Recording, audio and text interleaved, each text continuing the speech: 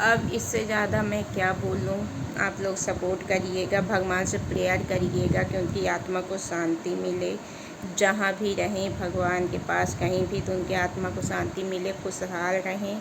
क्योंकि बेटे नहीं थे उनकी, 3 बेटियाँ थी। 3 बेटियों में एक बड़ी बेटी जो थी उनसे पहले ही ख़त्म हो चुकी थी 2018 में। वो उनको बहुत मानती थी, बहुत सेवा करती थी। तो उसको लकवा होता है जो ठंडी में, उसको लकवा मार दिया था। तो करीब 45 साल की उम्र में वो ख़त्म हो गई थी। फिर बची थी 2 बेटी। तो बीच वाली बाहर रहती थी, छोटी वाली उन्हीं के साथ मायके में रहती थी, घर में अपने ससुराल में नहीं रहती थी माँ की सेवा करने के लिए। तो एक बेटी उनसे पहले चली गई थी, तो उसके लिए भी रोया करती थी। और बेटे थे नहीं तो उसमें भी वो दुखी थी। क्योंकि पहले ज़माने में क्या होता था, जो पुराने लोग थे वो बेटों को ज़्यादा महत्व देते थे कि बेटी तो है लेकिन बेटा भी होना ज़रूरी है। तो उनके पास बेटा नहीं था, सिर्फ बेटियाँ थी 3, उसमें भी एक बेटी ख़त्म हो चुकी थी। तो वो और भी टूट चुकी थी और भी दुखी थी। तो सबसे छोटी वाली बेटी, उसके भी एक बेटी नहीं है, बेटा वगैरह नहीं है, तो हमेशा ही रहती थी माँ की सेवा करने के लिए। तो यही हमारी बड़ी दादी की कहानी थी। अब ज़्यादा हमारे पास कुछ है नहीं बोलने को, ना ही हिम्मत हो रही है बोलने को। तो अब यहीं पे हम ब्लॉग को रखेंगे। आप लोग अपना आशीर्वाद ज़रूर बनाए रखिएगा और हमें सपोर्ट करिएगा। और भगवान से प्रार्थना करिएगा वो जहाँ भी रहें तो उनकी आत्मा को शांति मिले, भगवान उन्हें स्वर्ग में स्थान दे, अपने चरणों में स्थान दे। ये है हमारी दादी, 95 साल की है, लेटी है, हाथ पैर अब चलना बंद हो गया है। अब बिस्तर ली है, जब तक चल रही तो चल रही हैं। ये है हमारी बड़ी दादी, एकदम बिस्तर ली हैं और ये देखिए ख़त्म हो चुकी हैं उनके जिंदा की फ़ोटो। हेलो दोस्तों, आप सबको हर हर महादेव। सबसे पहले बड़ों को प्रणाम, छोटों को प्यार भरा स्नेह, बड़े अपना आशीर्वाद हम पे बनाए रखें। इसी के साथ आज के ब्लॉग की शुरुआत करते हैं।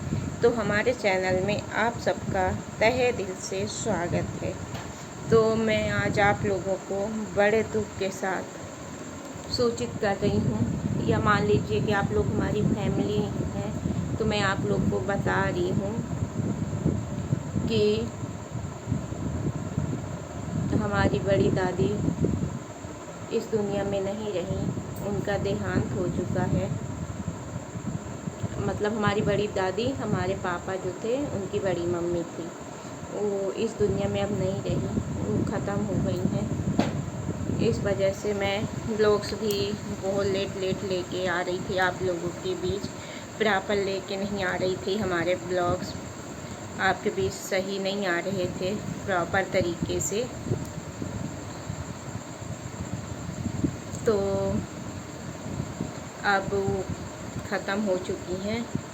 मतलब थी तो बुजुर्ग लेकिन बहुत अच्छी थी और हम लोग को बहुत मानती थी। हमारी दादी तो पहले ही चली गई थी 2021 में, जब हमारे पापा ख़त्म हुए थे। 2021 16 मई में हमारे पापा ख़त्म हुए थे। उसके तुरंत 1 महीने बाद सेम उसी डेट, उसी तारीख, उसी समय 2021 में ही 16 मई को हमारे पापा ख़त्म हुए और 16 जून को हमारी सगी दादी ख़त्म हुई थी। तो हमारे पापा के ख़त्म होने में उनको सदमा जो बोलते हैं, झटका लगा था हमारी दादी को। तो हमारी दादी 1 महीने के अंदर सेम डेट तारीख में ख़त्म हुई। सारे कार्यक्रम सेम तारीख में हुए थे।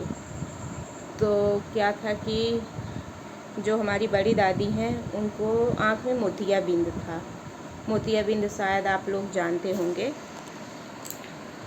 जाला क्या, माड़ वगैरह क्या आँख में आ जाता है, छा जाता है, उससे थोड़ा दिखाई कम देता है। तो उनको कम दिखाई देता था, उनको मोतियाबिंद था। एक आध बार ऑपरेशन हो चुका था, फिर भी हो गया था। तो जब हमारी दादी ख़त्म हुई, जैसे पापा ख़त्म हुए तो किसी कार्यक्रम में नहीं ले गए। बोलते हैं बेटे के कार्यक्रम में माँ को नहीं जाया जाता, न चिता जलनी ना कोई भी कार्यक्रम माँ नहीं देख सकती, तो नहीं आई थी। जब हमारी दादी ख़त्म हुई तो वो बड़ी थी जेठानी और हमारी दादी उनकी देवरानी थी। तो बड़ी दादी आई, दादी को देख के रो रही थी कि छोड़ के चली गई साथ। फिर पापा को याद करके इतना रोई, दादू दादू करके। दादू चले गए मेरे को छोड़ के, अब कौन देखेगा, अब कौन करेगा। जब बड़े पापा ख़त्म हुए थे तो उनके मतलब 4 बेटियां बस थी, बेटे एक भी नहीं थे, सिर्फ 4 बेटियां थी उनकी। तो बड़े पापा जब ख़त्म हुए थे तो उनका पूरा संस्कार, अग्नि देना, जलाना पापा किए थे। तो वो पापा की बड़ी मम्मी, बड़े पापा थे तो मेरे पापा किए थे। तो ये जब दादी मेरी ख़त्म हुई तो आकर रो रही थी और हमेशा पापा को यही बोलती कि जाब हम तो बघेली में हम लोग के यहाँ जाब हम तोहरे मुँगे, हमका कुछ भी होई, मरा कुछ भी होई तो करवे तुहिन जाब तोहरे मुँगे। इस तरीके से पापा को बोला करती थी।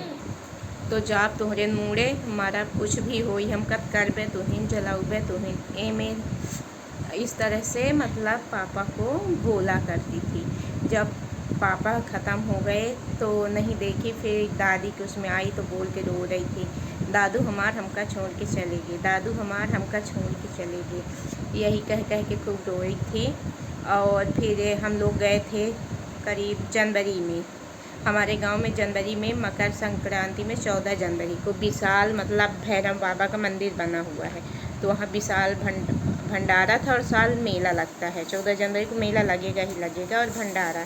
तो गई थी, तो मिलने गई थी, तो इतने अच्छे से बोल रही थी, मैं बोली पहचानी, मतलब बघेली में बोलन पहचाने बड़ी दीदी को आहन, तो कहीं को आहन कन वंदना, संजना, मम्मी कहाँ है, कन मम्मी मंजमम के, तो यहाँ ना आई गया, मम्मी को मंजमम छोड़ दी है।